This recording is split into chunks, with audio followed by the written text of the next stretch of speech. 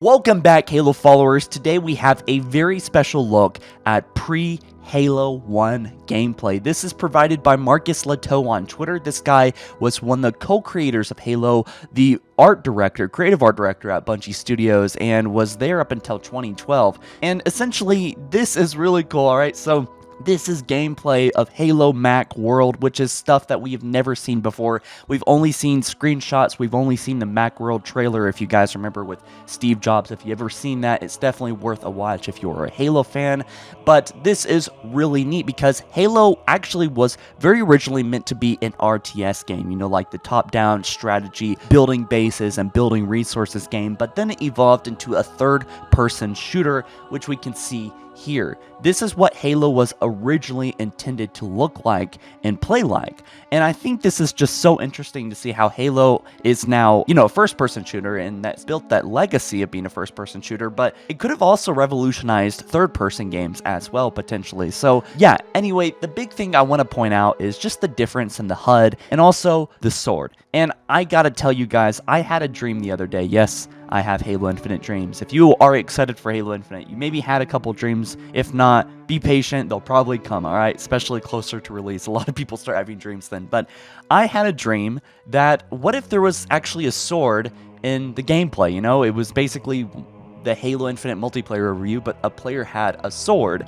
and I thought that was like the coolest gameplay ever to see. And then I imagined actually throwing it. So the energy sword, you can't really throw that thing. When it runs out of juice, it just dies. But what if you could actually have a sword in Halo Infinite gameplay and throw it when it's out of, you know, when it's beaten down and that the only thing you can do is melee? What if you could actually throw it like a tomahawk and knock players' shields out or even kill them in one hit? So, you know, a tomahawk would be a really cool weapon to see in Halo, maybe not fitting with the theme of sci-fi, with how sci-fi Halo is, but yeah, a sword would be really neat. But anyway, as you guys can see, the player walks into the control room. A lot of things look very different here, but anyway, in the very beginning of the gameplay, we can actually see a list of weapons, and I believe Marcus has actually revealed a couple different videos, but, you know, weapons used to look very, very different. In fact, there was a lot different stuff in Halo in this build than what we see in Combat Evolved. You know, not only how the player looks and how the gameplay works, but also how pretty much every single vehicle and the gameplay functions. And this is basically what Halo Infinite is what Bungie intended for Halo to be all along, according to Joseph Staten. So what you're seeing here is the precursor, basically, of what Bungie wanted to do over 20 years ago, and now we are going to be getting that with Halo Infinite, which is just kind of an open world exploration kind of game. Not terribly open world, because we do know that 343 Industries now at this point has cut upgrades, and I believe cut the upgrades that you can find in the map, as well as like the crafting table or whatever system they were going to have intended for the player. But that was actually cut right around Joseph Staten's entry to Halo. So I'm really excited to see, or rather his return to Halo. So I'm really excited to see what we see here and how it might, you know, be represented in Halo Infinite. It's not a coincidence that Marcus is showing off this gameplay. This is because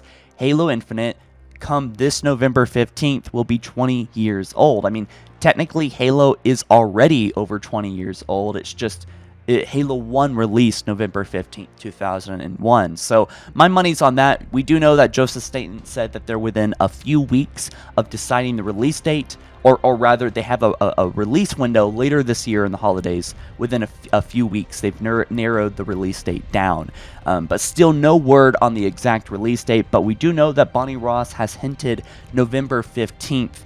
And also, why I have you guys here, I should also mention that 343 and all the Halo social media posts, they are starting to really ramp up promotion for the Halo Insider program. What this tells me is that we are a month or two away from the Halo Infinite playable betas, right? The flight. So be sure to sign up for that. I'll leave a link down in the description for your convenience. But anyways, guys, I thought I would just show you this because it looks so damn cool. And I will catch you in the next one soon, all right? You take care. Be sure to smash this video's like button up and subscribe. Join me on the journey of following Halo, and I'll catch you guys in the next one soon. Peace.